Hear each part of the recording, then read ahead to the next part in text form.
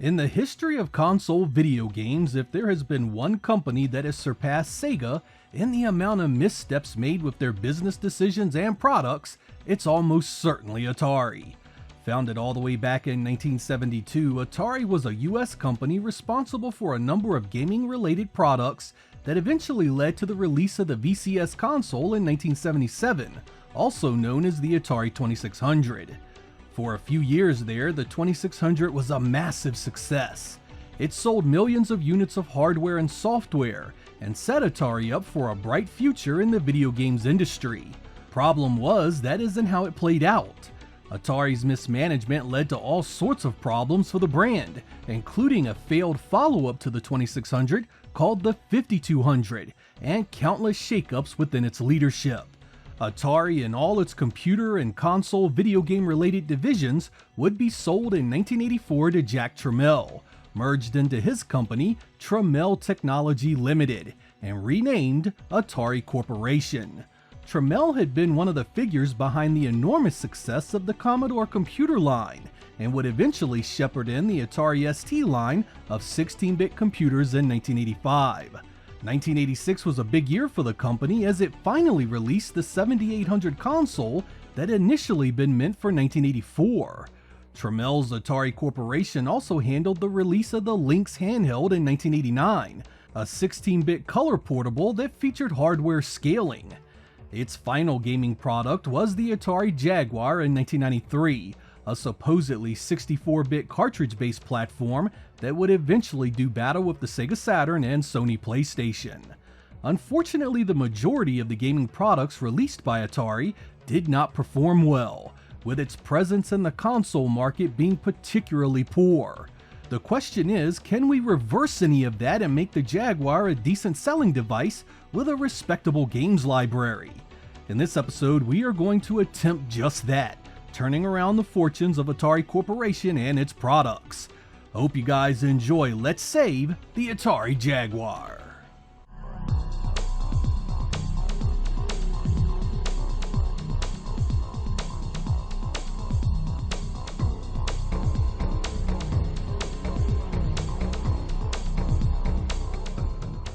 Our strategy begins with us going all the way back to 1986 and making some changes.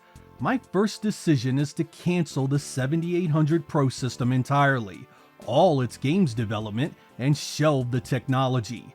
This product was all wrong for the market, and we don't need that weight around our necks going forward. It had initially been meant for a pre-Nintendo console market, but by 1986 everything had changed. There were new expectations in terms of sound, visuals, and game diversity. The Atari 7800 was ill-prepared for that, and it's the reason it ultimately failed so spectacularly.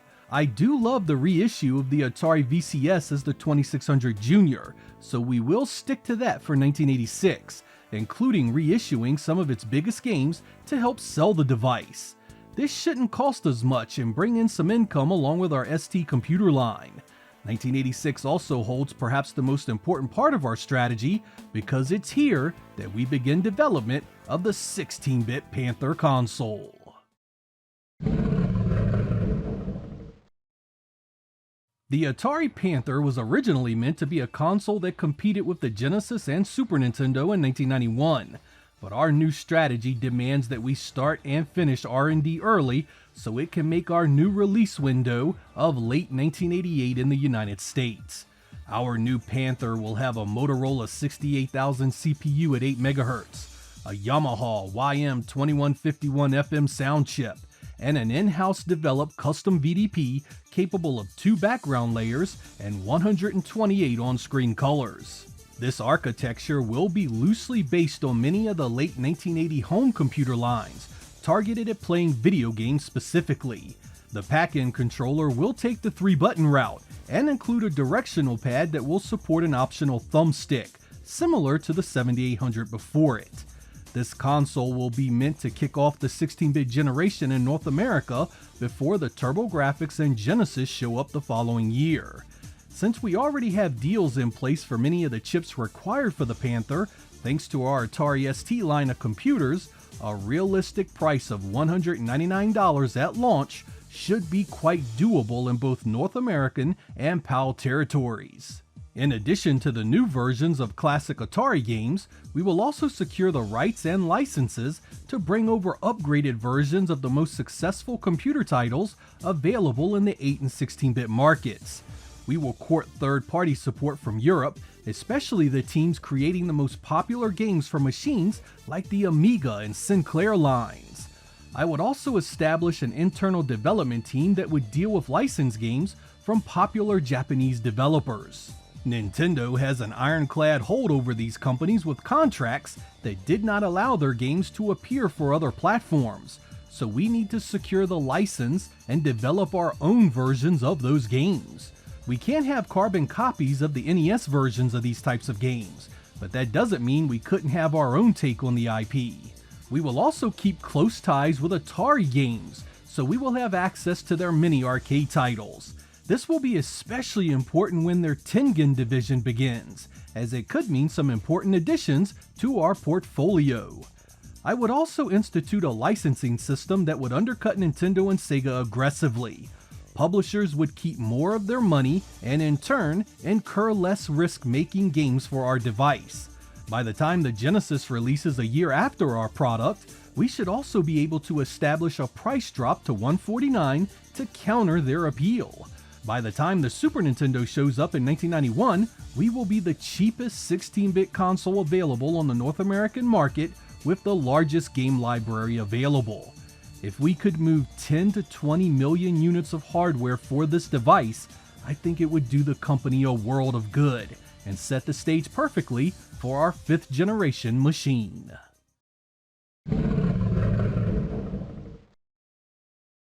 In 1989, Atari originally released the Lynx handheld gaming system. This was such a cool device, and I don't mind telling you that the following words hurt like hell. Atari will not partner with Epyx to release this product. Our focus is entirely the 16-bit Panther console and its games.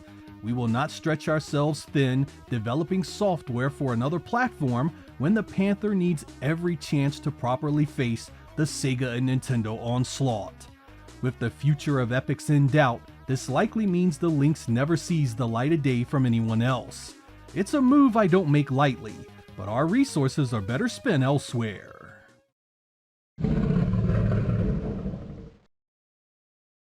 That leads us to the big moment, what to do with the Atari Jaguar. Initially, this device had a complicated design of multiple custom chips that did it no favors. Not only did Atari have issues getting it to perform, but once third parties had a look at it, they ran for greener pastures.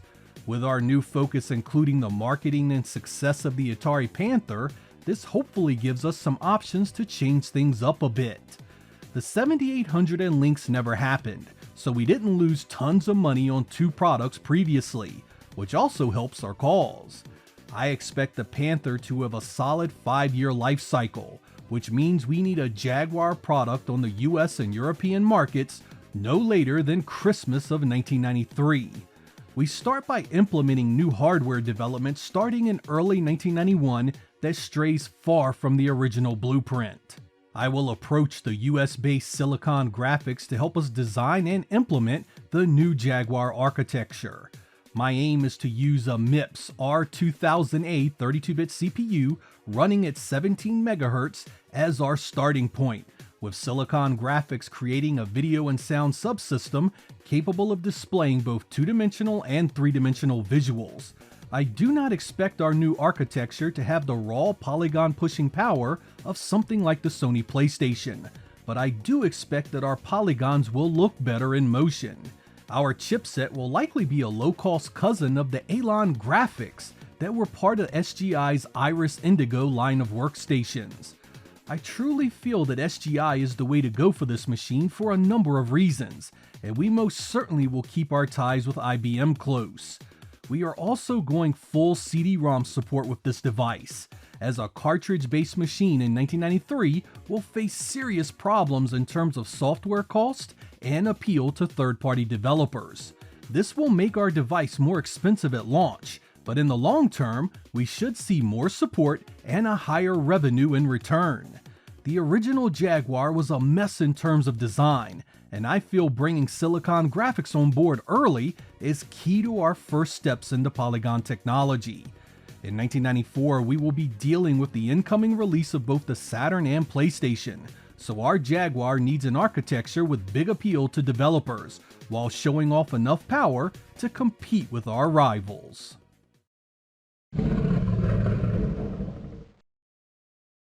Our next order of business is to deal with the atrocious and platform-killing controller that was originally packed in with the device.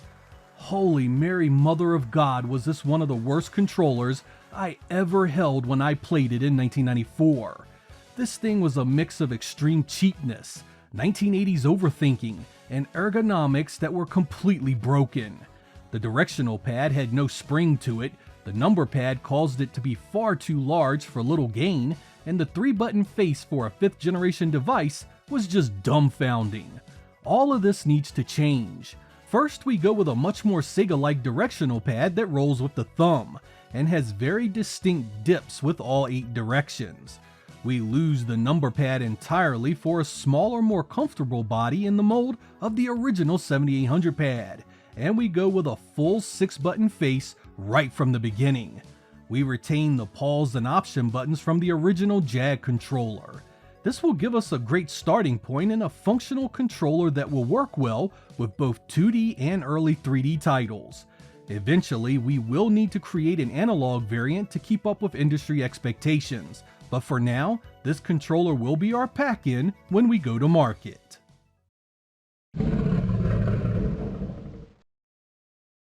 I feel marketing was a big problem for the original Jaguar. Atari locked into the Do the Math promo that was ridiculed by the media of the day. In the vast majority of ways, the console was not a true 64-bit platform, and they honestly had no business trying to present it that way. By Atari's logic, the Saturn was over 100 bits, and the clear powerhouse of that generation. Even when you boil it down to the tech babble, simply finding a 64-bit area of the technology does not make it a true 64-bit architecture. By that metric, the Sega Genesis was a 32-bit machine and could have been marketed as such. No, we will avoid such frivolous bit arguments and focus solely on our platform being a real contender in terms of power and game library. This will feed directly off of our success with the Panther and the library we were able to create there. We have a console with a cool name, so we just need to show off the games to back it up. Some of you believe your system is the most advanced in the universe. Let's review the numbers.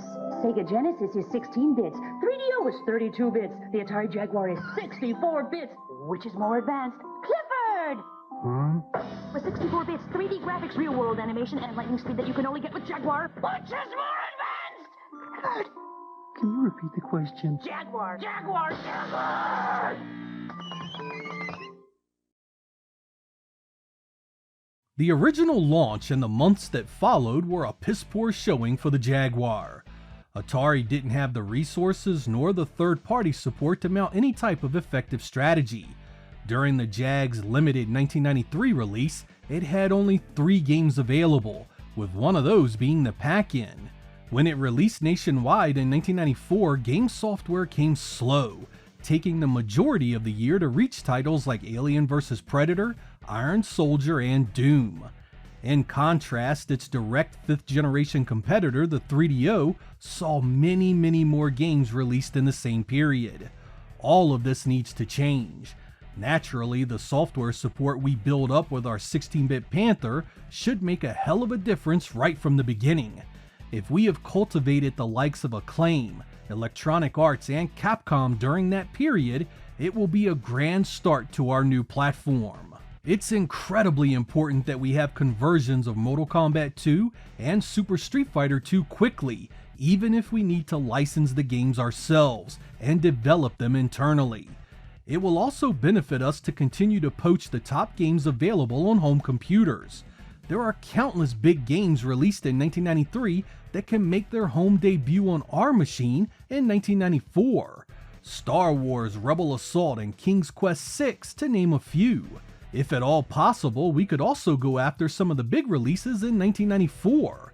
System Shock is a sensible choice, as is Warcraft. Once you add in the games the Jaguar already has access to, like Doom and Tempest 2000, we should be able to mount an effective launch window and first year on the market to move the hardware and get things started. And our hardware will be priced for the long-term battle.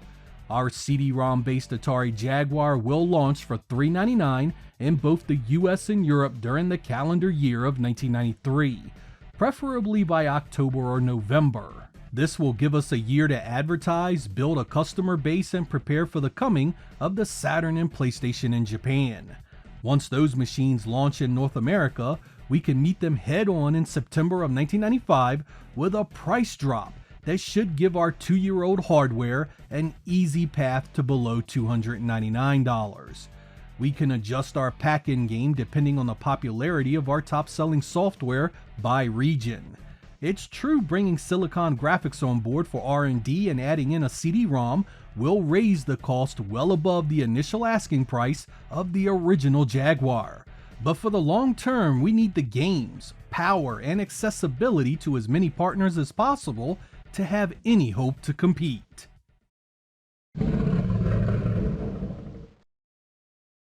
So what do you guys think? Can the Atari Jaguar be saved with this new direction? Or do you have moves of your own that you think would have more success? If I'm being honest here, Atari was in no shape to release and market a 5th generation console in the original timeline. They didn't have the cash, the skilled development staff, nor a well-designed piece of hardware, crippling any possibility of mass market success. Even my own strategy here depends on a great many unknowns to even stand a chance. For example, how powerful and easy to program will our Silicon Graphics custom chipset be? Can we get it at an affordable price that can be scaled down once our competitors launch? Will enough third parties join our calls? Can we afford enough internal development to create quality software? Is 1993 a large enough head start so we can weather the Sony and Nintendo launches a few years later? A quick look at how things ended for Jack Tramiel's Atari shows us that competing in console space was no joke even way back then. Not only were some of these companies facing adversaries with far more money and resources, but they were also facing the incredibly difficult task of wooing third parties to create games for their hardware. Atari had virtually all these things stacked against them, and that was before the Jaguar even showed up. And none of that takes into account the computer side of the equation. In the late 80s and early 90s, Atari was also fighting for home and business computing dominance. Atari created multiple machines during this era, and while the ST line saw some early success, most of Atari's products failed to gain any meaningful foothold in the market. By 1993, Atari abandoned its computer division entirely and bowed out only to make home console products. I don't know if my way would have changed any of that, but it sure is fun to talk about the many directions things could have gone had Atari been so inclined. I'm Sega Lord X, thank you guys for watching, and I will catch you next time.